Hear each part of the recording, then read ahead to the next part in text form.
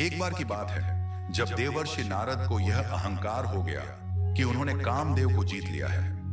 उनके भीतर यह विश्वास घर कर गया कि अब वे पूरी तरह से वासनाओं से मुक्त हो गए हैं। इस गर्व के साथ वे भगवान शिव के पास पहुंचे और बोले, भगवान, मैंने कामदेव को पराजित कर दिया है, अब मेरे मन में कोई वासना नहीं है। शिव जी ने मुस्कुराते हुए उनकी बात सुनी और कहा, यह बात ठीक है, लेकिन इसे भगवान विष्णु से मत कहना। नारद मुनि ने इस सलाह को नजरअंदाज कर दिया।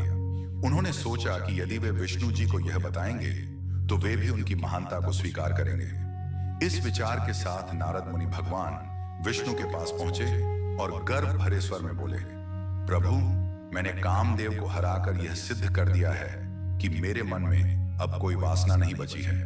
विष्णु जी उनकी बात सुनकर शांत रहे। वे समझ गए कि नारद मुनि को अपने तप और संयम का अहंकार हो गया है और इसे समाप्त करने के लिए उन्होंने एक योजना बनाई। कुछ समय बाद नारद मुनि एक यात्रा पर निकले। रास्ते में उन्होंने एक अद्भुत राज्य देखा जो अपनी सुंदरता और वैभव के लिए अप्रतिम था। वहां जाकर उन्हें पता चला कि उस राज्य में राजा की पुत्री विश्व मोहिनी का स्वयंवर होने वाला है।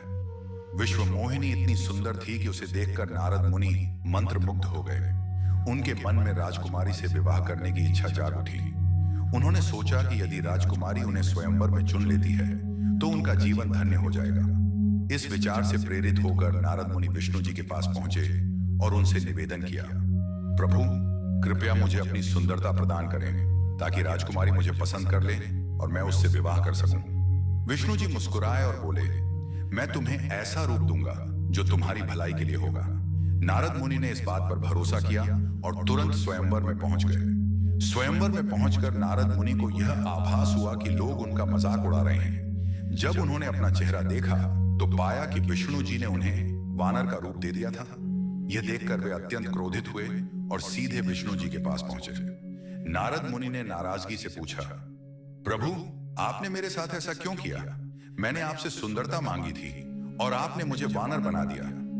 क्रोध में आकर नारद जी ने भगवान विष्णु को शाप दिया कि अगले अवतार में जब आप संकट में होंगे तो आपको इसी वानर जाति की सहायता लेनी पड़ेगी। इसी श्राप के कारण प्रभु श्री राम को वानरों की सेना लेकर सीता माता को बचाना पड़ा।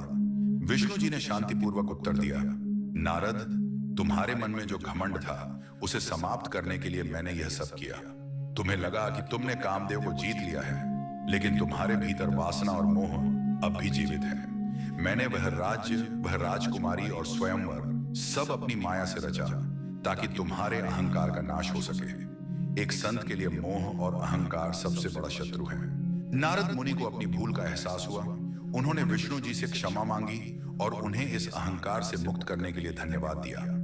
इस घटना के बाद नारद मुनि ने अपने मन से सभी बुराइयों को दूर करने का प्रण लिया। इस कथा से हमें यह सीख मिलती है कि अपने गुणों का घमंड नहीं करना चाहिए।